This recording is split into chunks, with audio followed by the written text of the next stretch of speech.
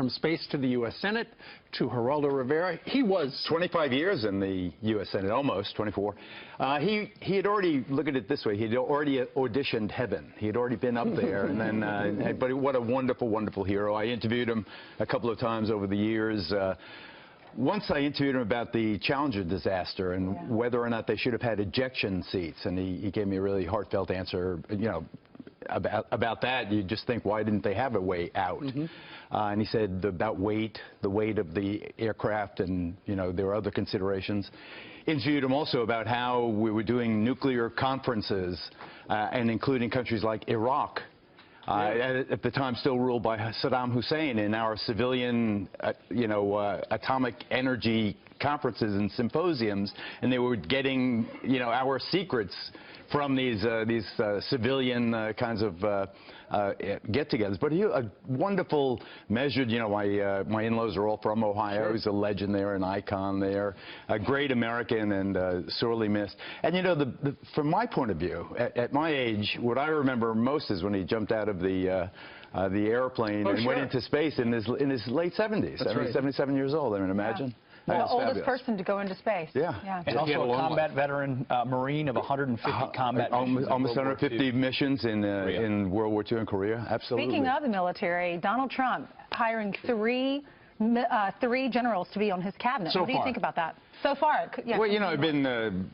from 2001 to 2012, kind of one of the senior war correspondents around here, and I have to say that in my entire life, some of the most intelligent, competent, patriotic, effective leaders I have met have been in the military. Some of my best friends, I remember Ray Odierno and John Campbell. John Campbell started as a colonel when the war started. I watched him get 1 star, 2 stars, 3 stars, 4. David Petraeus, I met him, as he was bringing the 101st Airborne into Baghdad in 2003. He had 2 stars, watched him get a 3rd star and then a 4th star, become a commander, win the surge, basically, take over in Afghanistan and get to be director of the CIA before he had his problems.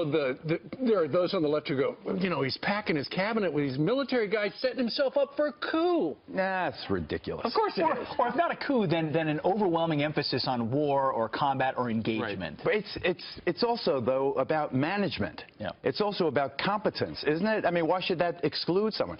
I mean, Generals Mattis and Kelly, my goodness, these are some of the best Americans out there. Why not? It is not an accident that they are all appointed to various civilian boards of directors. They get big CEO type jobs. They are exactly the kind of people that we want in that leadership. And remember Colin Powell in Bush 43's administration. Then you had Alexander Haig before that in Nixon and the Reagan administration. I mean, we have classically had generals as presidents, Dwight Eisenhower, Ulysses S. Grant, and so forth. I just think that why not tap the best amongst us? I always felt that I was trying to catch up to colleagues who had, like Pete, had actually served. Even though I had around soldiers and sailors and airmen and Marines and Coast Guardsmen and all the rest of all my career, to not actually wear the uniform and go through the discipline. And I think that Donald Trump also had some of that same insecurity. He went to military school as I did, so had some experience in that regard. But then to not have served and then to be in the company of those who have given so much and sacrificed so much, I always felt a bit insecure about it. I am delighted.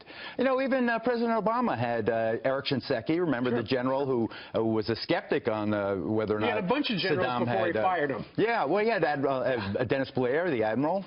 He had James Clapper, the national security. Look, the left's got to complain about something. Yeah, but I think that's ridiculous. I think that, to me, now, there are obviously the EPA choice, and there's some of the others that kind of grate on me. I just don't see how they work out. In Oklahoma, we have earthquakes because of fracking, and how can you, I just not sure about, some of the picks. But I am delighted overall. If you're a conservative, this is a magnificent cabinet, and I think some of these picks have been absolutely AAA. I give Trump an A for this prep. He's way ahead of the timetable set by President Obama last time around in terms of this transition. He'll be ready on Inauguration Day, and I'm delighted. What do you want him to do as far as illegal immigration is concerned? Because there's a story this morning, 2 women were killed in Louisville, Kentucky, by a guy who was driving a truck. He had been deported 8 times, an illegal immigrant here. Similar story to what happened to Kate Steinle. Right. When someone is a repeat offender in terms of coming across the border, they are guilty of a very serious federal crime. Unlike the first time. First time you get a freebie. But 8 times. He should have been in jail. There's no doubt that he should have been in jail. He should have been. He was deported. He should have been in Mexico. But before they are deported, they have to serve 5 years in federal prison. That's the way you deter. They're supposed to. That's the fellow in Kate Steinle's case. He had just gotten out of jail. I feel that you have to have a mix of muscle and compassion when you're dealing. To answer your question, Ainsley, I think that you've got. I think Kelly's exactly the right guy. He had Southern Command. Yep. You know, I watched these guys in action in Colombia against the drug lords. Yeah. You know, they know the border, they know the scene in Latin America. All connected to that. And it is absolutely all connected. The drugs are very much connected. I think that I am for absolutely secure borders. Where I am compassionate, and some people are not, are for groups like the Dreamers. They brought here as children by their parents. He has indicated that he's going to show compassion to them, and if he does, that's the constituency. But if you don't do the wall first, then you get 8-time folks coming in 8 times over again. That's what happened to Reagan. Remember, I covered El Chapo, and I was in El Chapo's tunnel, the mile-long tunnel that he got out of the Supermax penitentiary in Mexico. The wall is not going to stop El Chapo. El Chapo's going to tunnel under it. He's going to use drones over. He's going to use boats around. Yeah, it's going to stop Juan and Maria, the grape pickers. If that is a national priority, I have stopped opposing the wall. I no longer oppose the wall. If you want to use infrastructure dollars to build the wall, God bless.